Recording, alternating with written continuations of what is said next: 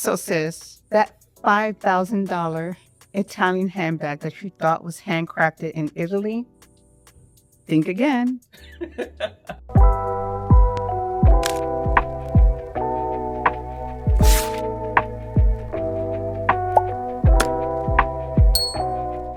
Hey guys, welcome back to my channel, Timasaki Vlogs, where I discuss topics on the African diaspora. And in today's video, we're going to talk about how China just blew the lid off the luxury fashion world. But before we get started, don't forget to like, subscribe, and share, and stay tuned.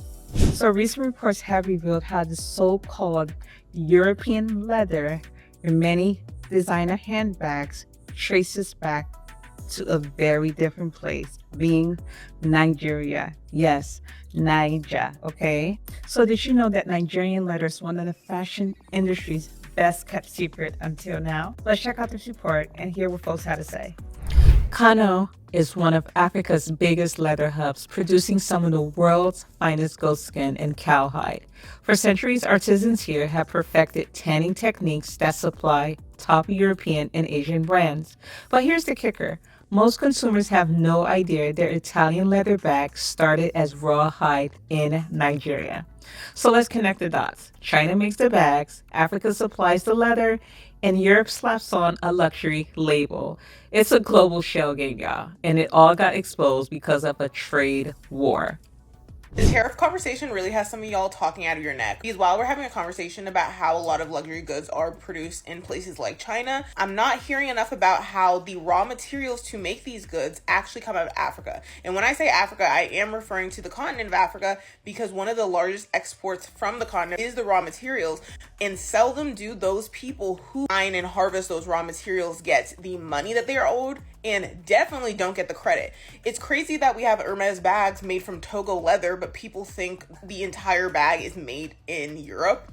Hello, Togo leather? Your leather goods are coming from West Africa, places like Nigeria and Senegal. And there's no way you can have this conversation without talking about the fact that a lot of these materials are extracted in unethical ways. A lot of the time, unpaid and forced labor, a lot of the times child labor. There's a reason why they're called blood diamonds. There's a reason why there's a G-side happening in Congo, one of the most richest places on the planet, yet is one of the poorest countries in the world.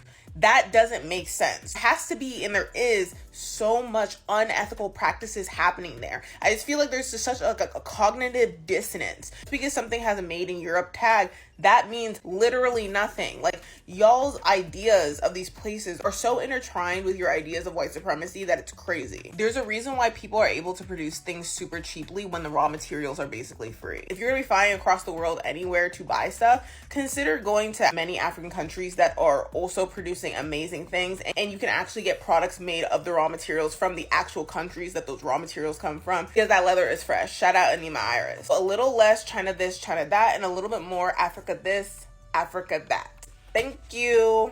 Well, the thing about it is the leather doesn't come from Italy. It comes from Nigeria, northern Nigeria. So everyone has been sending me this video because, you know, my family make leather for a lot of the biggest fashion houses in the world. And it's absolutely true. In 30 years of making the best leather in the world, we have never gotten credit for the work we do. There has never been a brand we supply who ever came out to say, oh, I get my leather from Winston Leather in Nigeria. Hell, the concept of acknowledging that the raw material is African raw material is so foreign that even after legal action was taken and they got stopped from using the word Italian leather, they much rather call it genuine leather than Nigerian leather. And that just goes to show you how hell-bent these people are on not giving us our flowers. And that's the realization we made one day. And we decided to start our own company because, you know what? We as Africans need to create more African brands, and we need to tell more African stories. We export cocoa, we import chocolates, we export crude oil, we import petroleum, we export leather, and we import shoes and bags. And so when someone else is making the final product with your raw material, then they get to put whatever credit they want on the label. So if we had more African brands, then we get to control the narrative, and that's the inspiration behind Winston Leather. So every time you wear one of our shoes or every time you carry one of our bags, you're not just carrying a beautiful piece. You're carrying the flowers of Africa. You're carrying the story of Africa. The bags come from China, but the leather comes from Nigeria. The bags are manufactured in China, but the leather, the exotic skins, the snake skin, the alligator, it comes from Kano, Nigeria. Come on in, let's talk about it. Yes, Chinese manufacturers are coming on here and asserting that they are producing these luxury bags and luxury goods, but also Black people have a hand in that manufacturing by way of tanneries in Kano, Nigeria. So a tannery is an institution, a business in which you are converting animal products like skins, leather, suede, alligator skin, snake skin. Hey guys, we have come to the end of this video. Thank you so much for joining me. And as always, don't forget to like, subscribe, and share. And I'll see you next time. Bye.